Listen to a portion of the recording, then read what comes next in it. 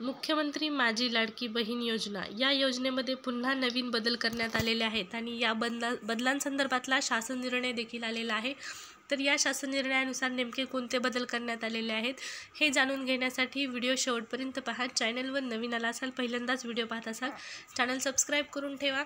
मुख्यमंत्री माझी लाडकी बहीण योजनेचे वेळोवेळचे सर्व शासन निर्णय, सर्व अपडेट तुम्हाला चॅनलवर पाहण्यास मिळतील। सुरुवात करूया व्हिडिओला। तर या ठिकाणी पाहू शकता 12 जुलै रोजीचा हा शासन निर्णय आहे। मुख्यमंत्री माझी लाडकी बहीण योजनेच्या अंमलबजावणीमध्ये सुधारण्यासह व्याप्ती वाढवण्यासंदर्भात हा शासन निर्णय जारी करण्यात आलेला आहे। महाराष्ट्रातील जास्तीत जास्त महिलांना या योजनेचा लाभ मिळण्यासाठी वेळोवेळी महत्त्वपूर्ण बदल करण्यात येत आहेत आणि हे महत्त्वपूर्ण बदल जाणून घ्यायचे असतील तर चॅनल सबस्क्राईब करून ठेवल्यावर नक्कीच तुम्हाला फायदा होईल। शासन निर्णय काय आहे तर पहा। मुख्यमंत्री माझी लाडकी बहीण योजनेची अंमलबजावणी प्रभावीपणे व सुलभतेने होण्यासाठी खालील बाबींची स्पष्टता करण्यात येऊन त्यास मान्यता देण्यासाठी हा शासन निर्णय जारी झालेला आहे। आता कुटुंबाची व्याख्या बदलण्यात आलेली आहे। सदर योजनेसाठी कुटुंबाची व्याख्या खालीलप्रमाणे असणार आहे। तर कुटुंब याचा अर्थ आता पती, पत्नी आणि त्यांची अविवाहित मुले किंवा मुली अशी कुटुंबाची व्याख्या आहे। दुसरा जो महत्त्वपूर्ण बदल आहे, नवविवाहित महिलांसाठी, ज्या महिलांचं नवीन लग्न झालेलं आहे अशा महिलांना या योजनेचा लाभ मिळण्यासाठी मोठा बदल आणि महत्त्वपूर्ण निर्णय घेण्यात आलेला आहे। नवविवाहित महिलांच्या बाबतीत त्यांचं नाव रेशन कार्डवर लगेच लावणं शक्य होत नाही, त्यामुळे त्यांना या योजनेचा लाभ मिळण्यासाठी या ठिकाणी विवाह नोंदणी प्रमाणपत्र देखील आता अशा नवविवाहित महिलांचं ग्राह्य धरण्यात येणार आहे। तसेच पतीचं रेशन कार्ड हे उत्पन्नाचा दाखला म्हणून देखील ग्राह्य धरण्यात येणार आहे।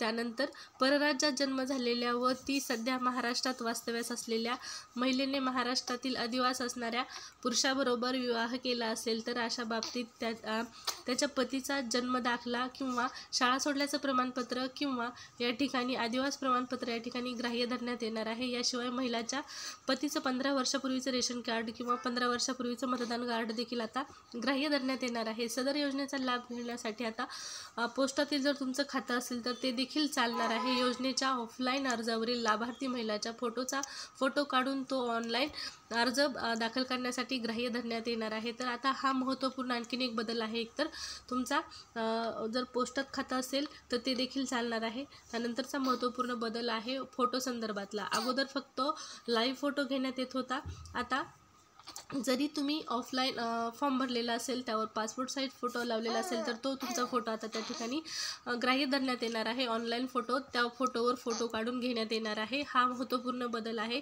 त्यानंतरचा बदल आहे सदर योजनेअंतर्गत नागरी व ग्रामीण भागातील बालवाडी सेविका, अंगणवाडी सेविका यांचे समूह संघटन मदत कक्ष प्रमुख, आशा सेविका, सेतू सुविधा केंद्र व आपले सरकार सेवा केंद्र यांना पात्र महिलेचे अर्ज भरून घेण्यासाठी प्राधिकृत करण्यात येत आहे।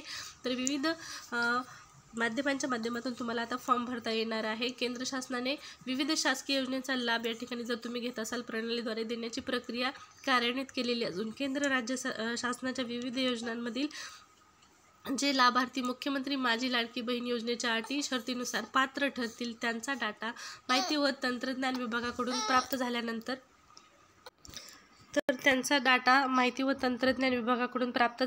त्यांचं KYC यापूर्वी झालेला असल्याने आधार लाभार्थ्यांना केवळ ऑफलाईन अर्ज भरून द्यायचा आहे। मुख्यमंत्री माझी लाडकी बहीण या योजनेचा थेट लाभ त्यांना देण्यात येणार आहे, मात्र त्यांना फॉर्म भरायचा आहे। हा महत्त्वपूर्ण बदल आहे। गाव पातळीवर ग्रामसेवक, कृषी सहाय्यक, तलाठी, अंगणवाडी सेविका, आशा सेविका, रोजगार सेवक व अन्य ग्रामस्तरीय कर्मचारी यांची ग्रामस्तरीय समिती स्थापन करण्यात यावी। सदर समितीचे संयोजक ग्रामसेवक व सदर सचिव अंगणवाडी सेविका राहतील। समितीने सदर योजनेसाठी गाव पातळीवर शिबिर आयोजित करून त्यामध्ये ऑनलाईन तसेच ऑफलाईन या दोन्ही पद्धतीने लाभार्थींची नोंदणी करायची आहे किंवा करून घेण्यात यावी। ऑफलाईन ज्यांनी ऑफलाईन फॉर्म भरलेले आहेत असे ऑफलाईन फॉर्म यथावकाशपणे या ठिकाणी व्यवस्थितपणे ॲप किंवा पोर्टलवर भरण्यात यावेत। ग्रामस्तरीय समितीमार्फत लाभार्थी महिलांच्या लाभार्थी महिलांच्या यादीचे प्रत्येक शनिवारी आवश्यकतेनुसार गाव पातळीवर वाचन करण्यात यावे। तसेच सदर यादी ग्रामपंचायत व अंगणवाडी केंद्र येथे प्रसिद्ध करण्यात येणार आहे, ज्या महिला पात्र असणार आहेत त्यांची। तसेच सदर प्रसिद्ध करण्यात आलेल्या यादीवर हरकती प्राप्त झाल्यास त्यांचे निराकरण करण्यात देखील येणार आहे।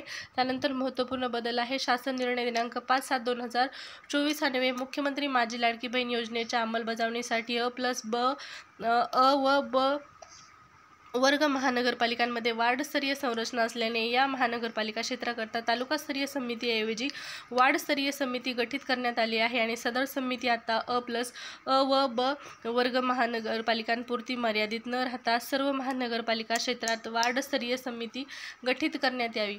तालुका वार्डस्तरीय समितीमार्फत पात्र लाभार्थींची निवड करून लाभार्थ्यांची अंतिम यादी प्रसिद्ध करावी।